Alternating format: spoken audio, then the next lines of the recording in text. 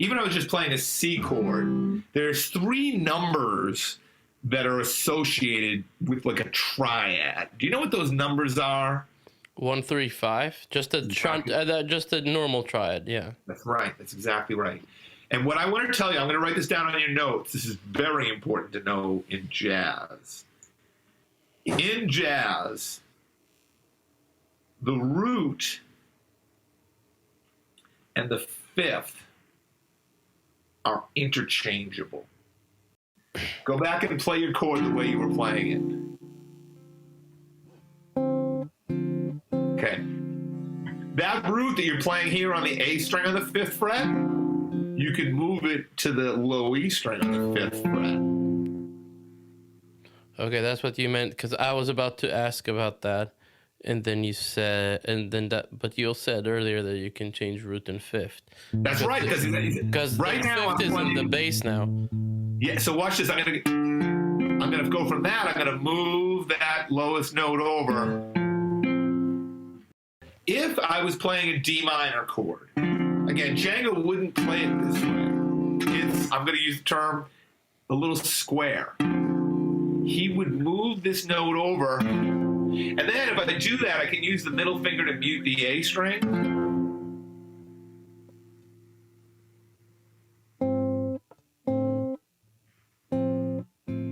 Yeah, I'm going to show you some uses for that. One is because you were picking individual notes, maybe like this.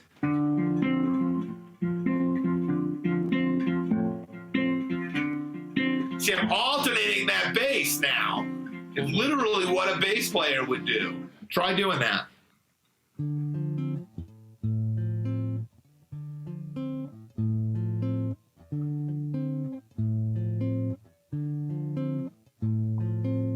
Perfect. What Django is doing is he's getting a fuller sound from the chords by always including the low E string. Does that make sense? If the root is on the A, he doesn't play the root. He moves to the low E string and he plays the 5th. Would you play the first 5 chords from this song? I just want to see how you're playing the B minor 7 flat 5. Let's see. Okay, so yeah.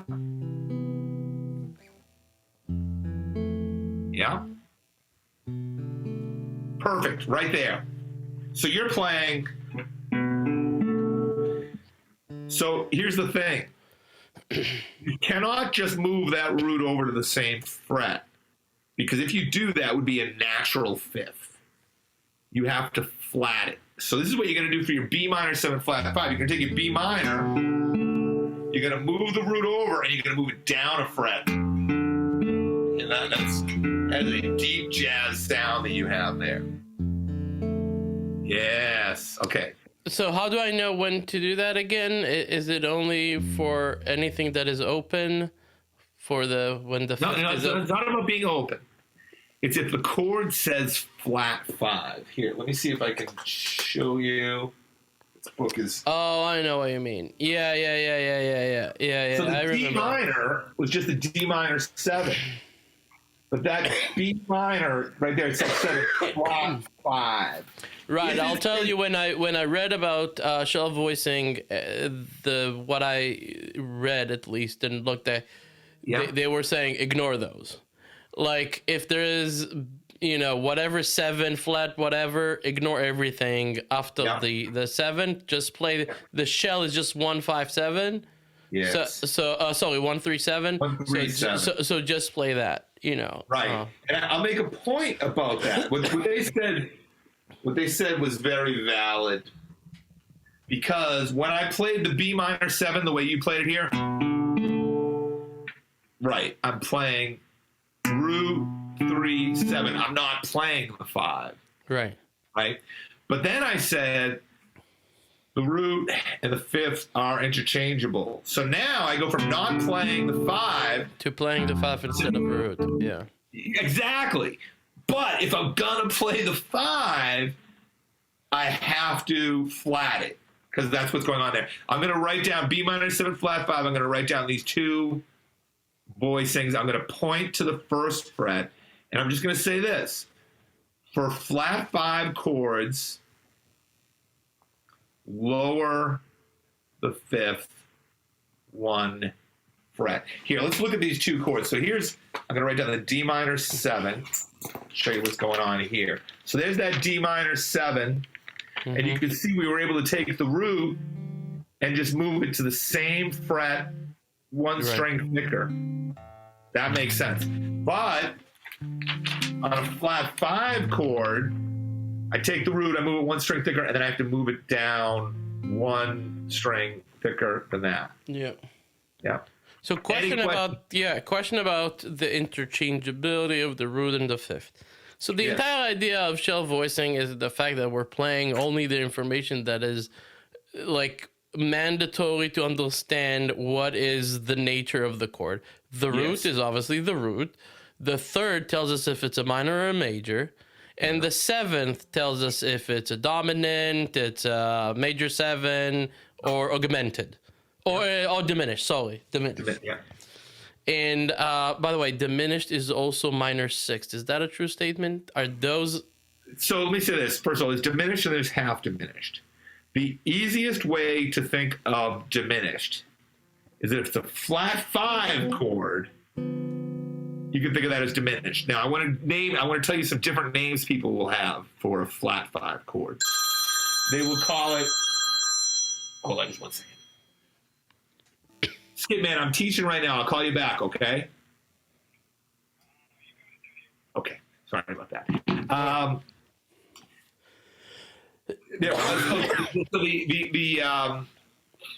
You asked what diminished was. The simple definition of diminished, and I'll demonstrate this. Diminished equals flat 5. Now, there's 3 different names you're going to run into. 2 of them mean the same thing. 1 of them means something different. There's, at Berkeley, they'll call it minor 7, flat 5. I'll show you that. So if I play like D minor 7, this is still D minor 7, but I just substituted the 5th for the root. If I flat that, that's D minor 7, flat 5. That's a form of a diminished chord. Okay. Classical types will call that half diminished. Okay. And I'll show you how they draw that too. If it is fully diminished, they'll just call it diminished. And that means that instead of having the minor 7th that you normally have, that gets flatted too. So before I show you the symbols for these, I'm going to walk you through it. So here's D minor 7. Here's D minor 7. If I flat the 5, and I'm a student at Berklee College of Music, I'm going to call that D minor 7 flat 5. It says what it is. If I'm a student at the New England Conservatory, they're going to call that D half diminished. It means that all they flatted was the 5th. If I take that 7th and I flat that also, that's fully diminished. It's like an Alfred Hitchcock chord. The symbols you look for, if it's minor, I should give you one for that too. People write like this. Yeah, so I think what I learned was the full diminished because it's this shape. Absolutely. I should tell you, in jazz, you're going to have more minor 7 flat 5 chords or half diminished chords than you do with fully diminished chords. Mm-hmm. But all the diminished chords have one characteristic in common, is that 5th is flatted, right? So in that way, that B minor 7 flat 5 chord where we went, here's the B minor 7, where they said you could ignore the 5th. But then I said, well, but if you want to substitute the 5th for the root, then we move it over and we have to move it down 1 fret.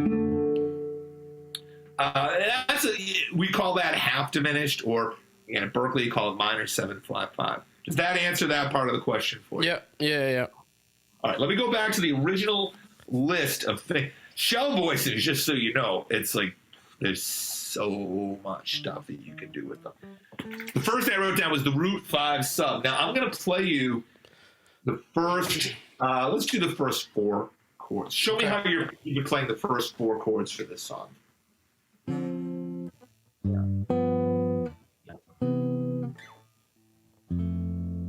Perfect. I'm going to write down the voicings that you just played, and then I'm going to write down a new version of them. Just a moment here. 5, 5.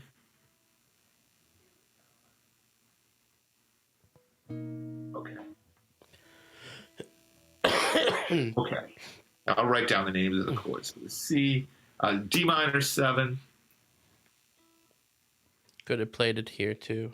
G7. Absolutely. Once I show you these tricks, you move these all around the neck. But we'll stick with the original way that you were playing it. Take a look at this. So these are the voicings that you just played. Mm-hmm. And we were jumping between the A string and the low E string. Now I'm going to apply this ability to substitute the 5th. And I'm going to tell you, for what it's worth, what we're going to have is going to be a lot smoother, and some would say a lot more hip. Okay. So this is what we had originally.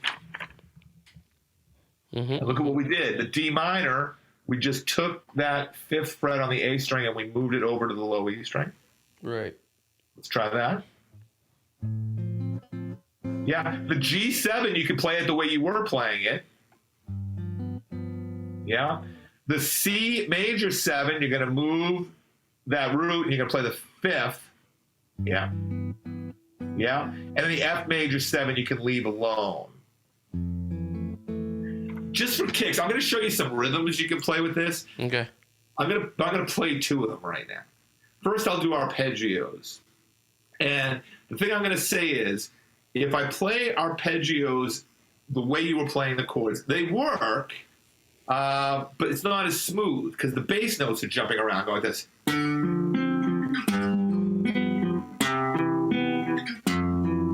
Here the bass is jumping around. By substituting the 5th of the root, I get this.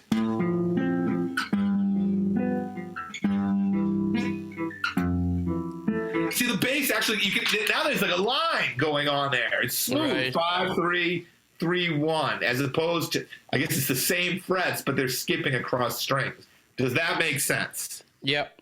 Okay. Yeah. I want to show you that with a different rhythm. I think it's going to really drive the point home, and then I'll show you some of these rhythms. So here's a rhythm that Django might have played the chords with. I'm going to do it with your versions first. I'm going to go.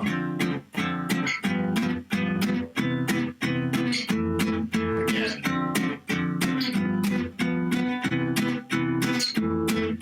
Same thing's happening. That bass note is skipping around. Mm-hmm. I'm going to play those chords now where I'm always going to play a note on the low E. If it happens to be the root, in the case of the G7 or the F major, great. If the root isn't on the low E string, then I don't play the root. I play the 5th, and we get this.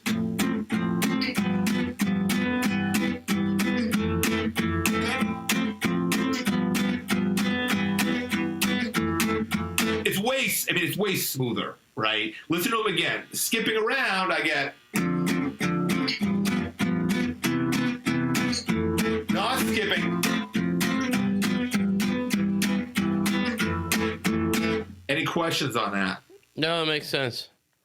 What are you going to do when you're going to get to the B? You're going to play the F, that F on the bass on the low? The F on the bass. Yeah. Okay. Or I might, if I wanted to move up the neck, I might play this voicing. It's like I think you know that voicing. It would be 7 on the low E, and then 7 on the D, and 7 on the G. What's the chord? B minor 7? It's B minor 7, and there's no 5th in that, right? This is what they were talking about when you were reading about shell voicings, that there is no 5th in that voicing. If I had played this one, I would have substituted the 5th for the root, I'll play you what you already played, and then I'll go to that B minor. I'll do it 2 different ways. Which one do you want to hear first? Where I go up to 7th position, or where I go to 1st position? Which one do you want? The 7th one is interesting. I don't think I've played that version. You know what? Once I do that, I'll keep going too, so you can hear how this is going to play out. I'm going to go.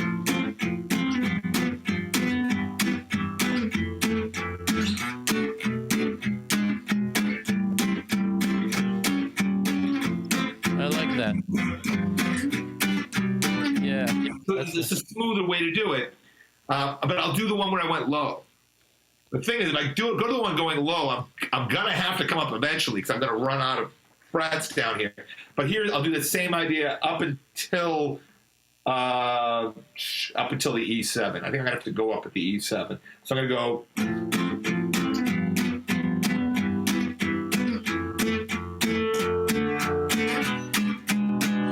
That works. If I was playing the tune, I probably would have gone up to the 7th fret at that point as opposed to playing the open string. I think I said this before too, is that when you're playing country music, play as many open strings as you can. Mm-hmm. It doesn't mean everything has to be an open string, but try to include, because it's characteristic of that style of guitar. Mm-hmm. When you're playing jazz, I'm not saying you can't play open strings, but minimize it. And because of that, I probably, for what it's worth, it was an intro or something where I was sort of dragging out the chord. Sure, I'd play that. If I was comping on the tune, I would probably never play that chord that way. I would have gone back up to this. One reason is because you can choke the sound. You can't really quite. I can kind of cut it off here, but open strings don't cut off as easily as fretted notes. With fretted notes, you just release the pressure. Right. Questions on that? No, that makes total sense. Okay. So the first thing I wrote down was root 5th substitutions. Mm-hmm. All right, the next thing I want to talk to you about are tritone substitutions. And you're going to love this.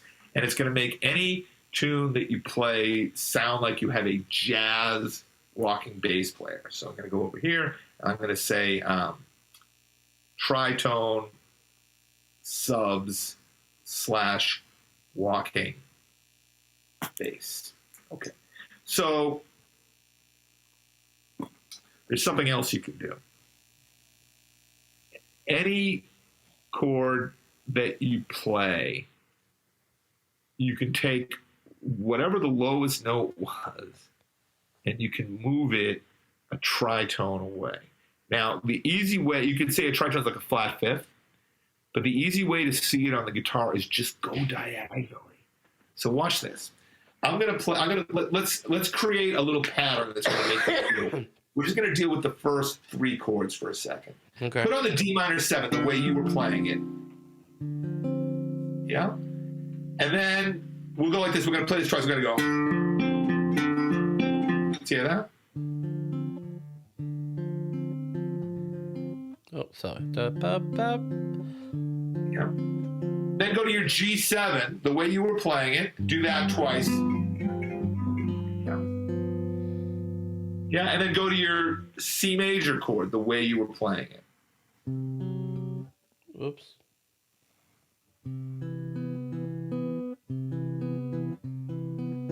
Perfect. So give me just a moment. I'm going to write down kind of half of what you just played, just so that you'll have a reference. Maybe I'm going to put repeat signs around them. Do this.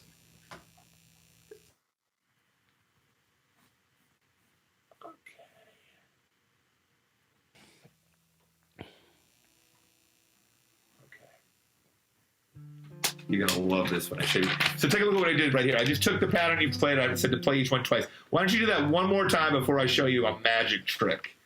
Okay. So, you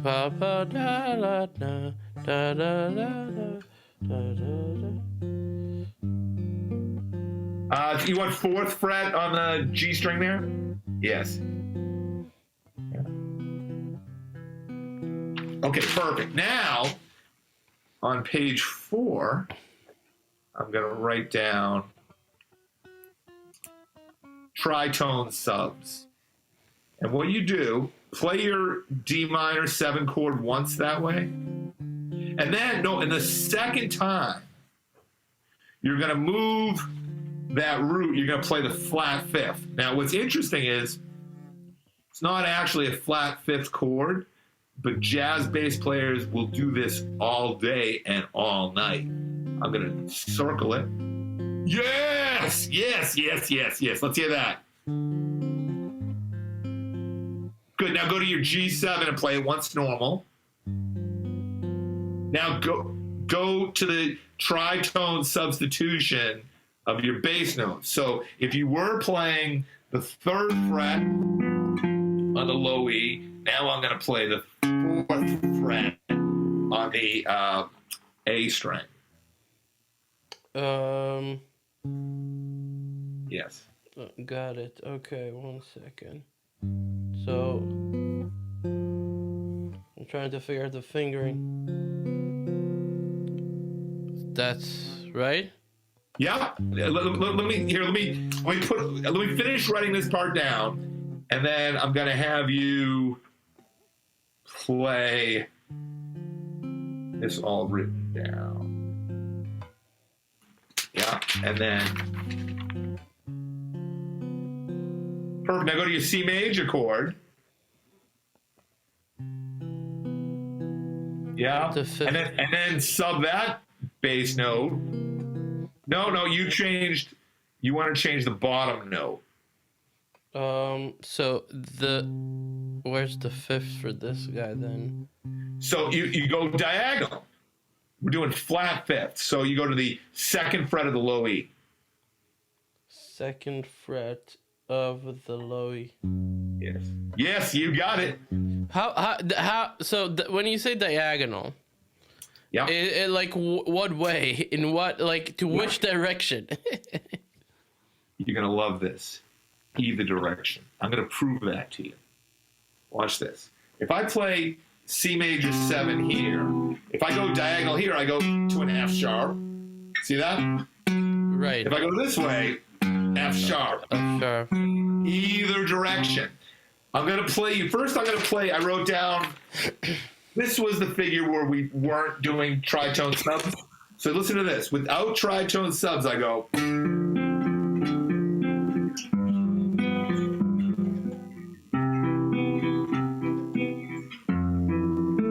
With tritone subs.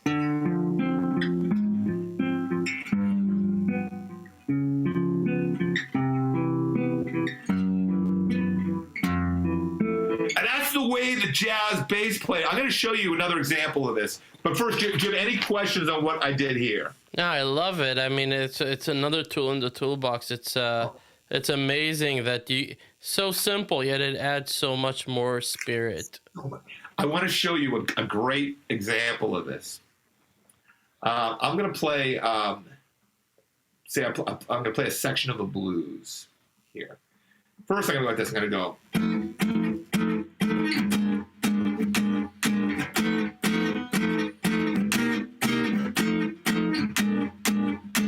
Okay, I'm going to play that same thing.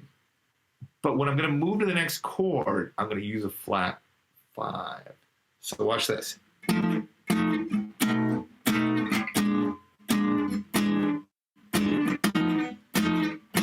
Now here's my favorite part, the 2-5. It's going to go C minor to F7 to B flat. Before we would have had this. Now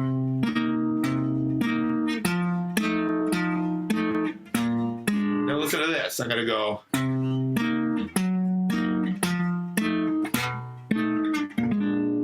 That was just every time I was playing either the root or the 5th, I used tritone substitution. When you asked which way diagonal, either way. This thing we talked about before. We were playing 2-5s and we said we can just move the figure over to the next string because that's a perfect 4th, and 2-5s move in perfect 4ths. The same thing is true with this tritone substitution. It's just always diagonal. I could play a line down the neck. Let me think about this for a second. Watch this. I'm going to play an extended dominant series like this without any substitutions.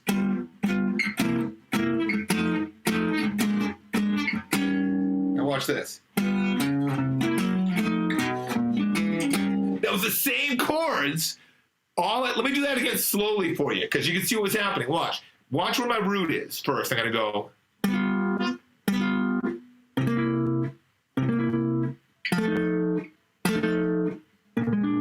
Becomes this. I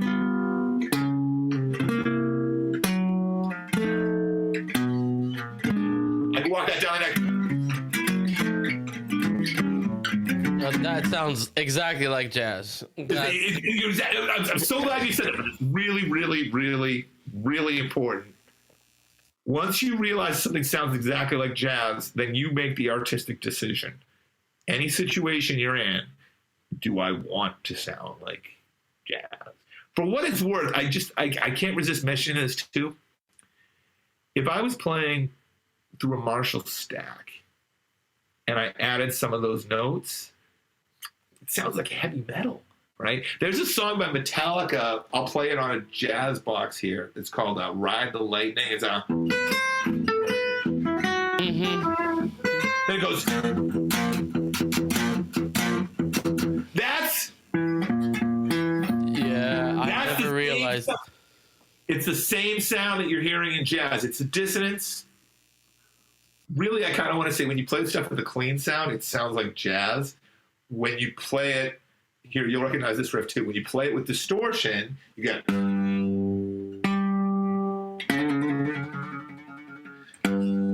Black Sabbath. All heavy metal bands will use that. There's another popular Metallica song. I'll show you. What if, let's say that this was my riff. I know this one. I'm going to play Enter Sandman without a tritone substitution. Yeah, it's like... No, now look, I add that tritone. And it's diagonal. From the root being open, I'm going to the first fret. That's that diagonal thing we're talking about. Any questions on that much? No, it's very cool. I just want to demonstrate. There was two other things I wrote down, little observations about these. Before we did the tritone substitution, I was saying Django would play chords where he wouldn't be jumping the bass note between the A and the E string so much. I mean, I'm not saying he never did it, but it wasn't his tendency. His tendency was to substitute the fifth for the root or the root for the fifth, whatever it took to get him sounding voicing. There's something about strumming these that you should know. There's a very important pattern, which is long, short. I'm going to write that down here. Strum, long, short. So I'm going to put on that first D minor that you were playing from Alice in Wonderland. Let's hear that chord again there. Is that the... Was the... I think this is the voicing you were doing before, right? Oh, totally. First, yeah. Yeah. Let's move the... we're going to get rid of the root. We're going to replace it with the fifth. Okay, I want to show you the way that this is sort of like a swing rhythm that you hear from Django Reinhardt. He'd strum it the first time and let it ring. And he hit it again and cut it off. So slowly, long, short, long, short, long, short. Try that. That's exactly right. And when it starts cooking, it really swings. I'm going to play the changes from Autumn Leaves like that.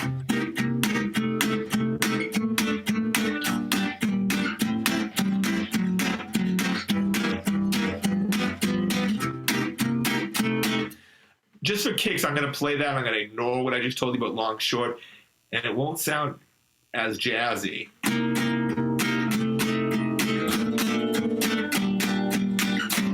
With the long, short. Any questions on that? More hip, yeah. Way more hip. I'm going to show you one more thing on the nylon string that I just made a note about that is one of my favorite things to do with shell voicings. I think I'm not going to write this down today, but I'm just going to explain it to you. So now you understand with that D minor that I could play it with the root but no fifth, or the fifth with no root. Then we start doing anything where we're alternating, and we play a separate rhythm with the fingers. We got it.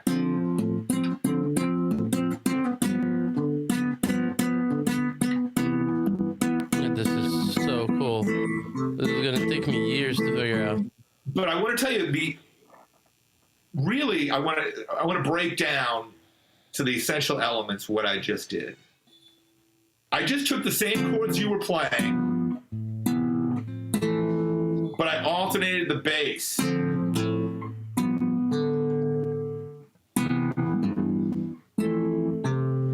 And then, instead of just holding the chord once,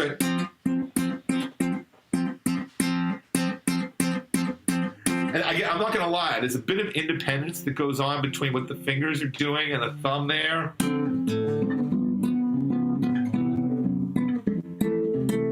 But you hear, like in Latin jazz, you will hear those patterns constantly. Sometimes it'll be like the pianist is playing what I was playing with the fingers, and the bass player would play what I was playing with the thumb. Other times, it'll literally be the guitar player playing both of those, especially on a nylon string guitar. You hear this a lot. Once you can do that, then you don't even have to play just shell voices. I can do that with a full.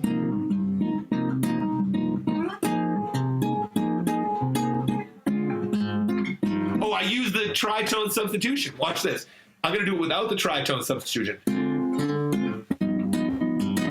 No tritone sub. So you see my thumb plays this note twice? Yeah. This note twice. Right. I'm going to add the tritone subs. You'll see the thumb will cross over for it. Nice. Oh, I'll play. This is a tune called Blue Bossa. So okay. Yeah, I know it. It's famous. Yeah.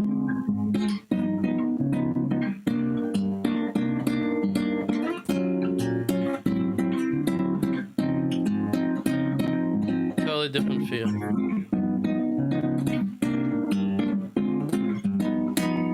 Everything we did today was based on shell voicings. Before I send you the notes over, let me look at them and I'll just sort of talk about what we can. This is good. At the very beginning, I wrote shell chords, and I wrote down the root 5 sub. You get how that works, right?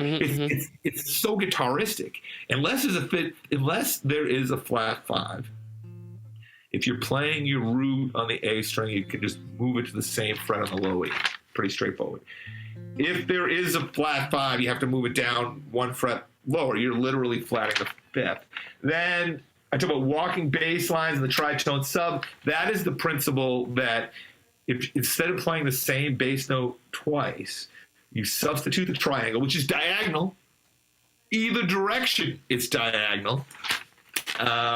The swing rhythm was this idea of long, short, long, short. It makes them sound way more hip. And the Bossa Nova was the thing I was doing at the end there, where the bass is going between the root and the 5th, root, 5. Is a joke related to that I'll share with you.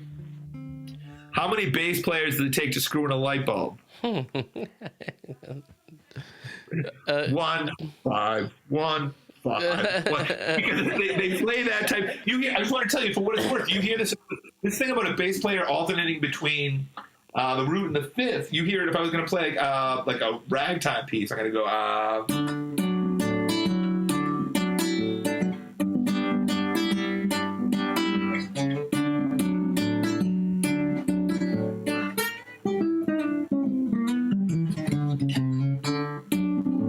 So that you see what's happening here. That bass note is crossing over. I know how to do it.